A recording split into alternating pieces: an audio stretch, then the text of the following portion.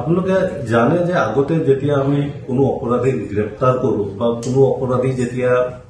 কোৰ্টত conviction হয় তেওঁলোকৰ fingerprint ৰখাৰ নিয়ম আছিল যাতে ভৱিষ্যতে যেতিয়া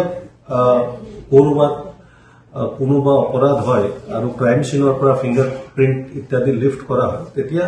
সেই ফিংগাৰপ্ৰিণ্ট ডাটাবেছৰ লগত মেচ কৰি আমি চাব পাৰোঁ সেই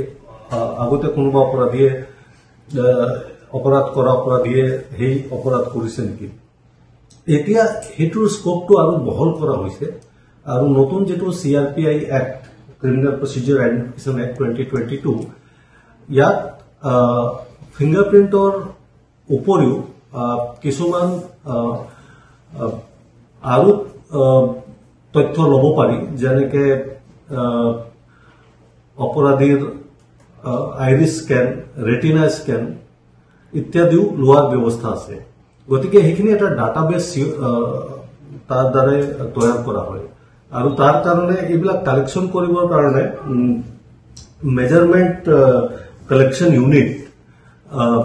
আমি ভাৰত চৰকাৰৰ NCRB নেশ্যনেল ক্ৰাইম ৰেকৰ্ডছ ব্যুৰোৰ সহায়ত প্ৰত্যেক জিলাত আমি স্থাপন কৰিছো ইতিমধ্যে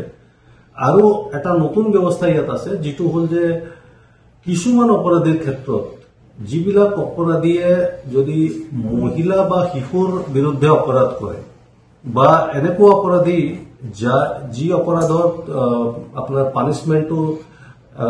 7 বছৰতকৈ অধিক পানিশমেণ্ট আছে এনেকুৱা অপৰাধীৰ বায়োলজিকেল চেম্পলো ল'ব পাৰি ব্লাড চেম্পলে হওক বা ইত্যাদি আৰু সেই চেম্পল লৈ তাৰ DNA কালেকশ্যন কৰি আমি ডাটাটো ৰাখিব পাৰোঁ এইটো মেজাৰমেণ্ট কালেকশ্যন ইউনিট যেটো আছে সেই তাত ডাটাটো ৰাখা হ'ব আৰু তেনেকে এটা ডাটা বেংক তৈয়াৰ হ'ব